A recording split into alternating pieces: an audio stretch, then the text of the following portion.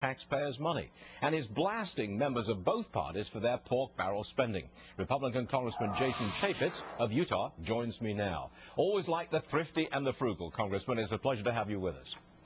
Oh, thanks. Hey, Happy New Year. And to you too, sir. Your message is, hey, quit spending. I don't care which party you're in, just quit this spending. It's gotten completely out of whack. But, Congressman, I put it to you, that's not the way politics is done in America, is it? You spend taxpayers' money, you buy votes, you buy constituents. I'll put the same question to you as I did to the Tea Party guys. You're asking for a revolution in politics. Hey, you know, every once in a while, you need to flush the toilet. It's okay to do it, and it's a good thing. We ran a very different campaign in that we had no paid staff. We had all volunteers. I refused to go into debt. We refused to buy anybody free meals.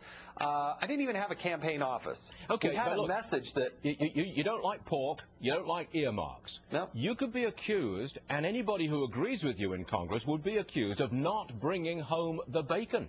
Some of your voters might not like this. In other constituencies, they might not like the fact that you're not pulling federal money to their district. You ever thought of that?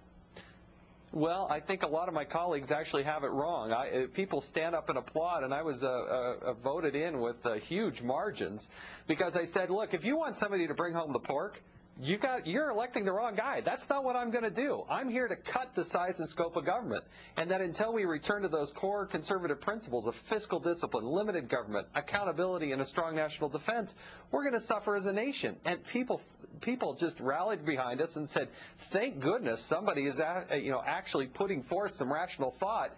And we cannot be all things to all people. And that is met with huge applause here from the constituents in Utah. And I think it would work in other parts of the country if people would just actually stand up and do that. Come on, Congressman. Do you think it would work in, say, Massachusetts or New York? What? New Jersey? I live in New Jersey. I can't believe it would work in New Jersey. Seriously.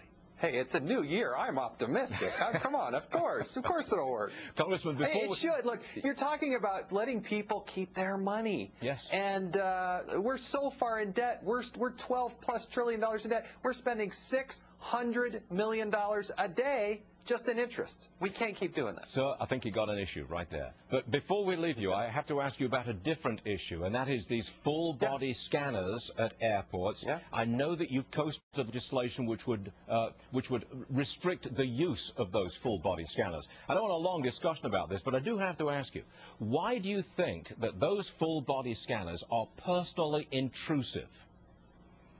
Well, we need to find a balance between personal security needs and the need to maintain our civil liberties. But it is a privacy thing for you. Why do you think it's intrusive for a full-body scan? What about a pat-down? That's pretty intrusive, isn't it?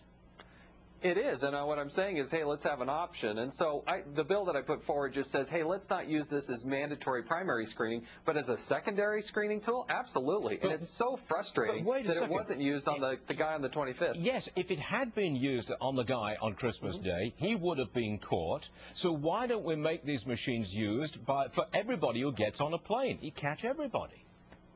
We have to make sure we maintain a balance. I don't think you need to see my 8-year-old naked in order to secure an airplane. Oh, no, you don't see him naked. Congressman, you don't see him naked. It's just an outline of the body. You don't see body parts, for heaven. You don't see that.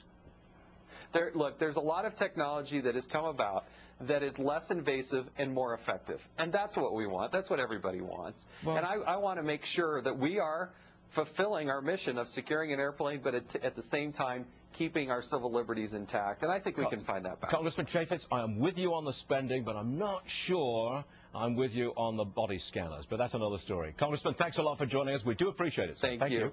Along with this new year comes a new push for a pricey global warming bill. Is that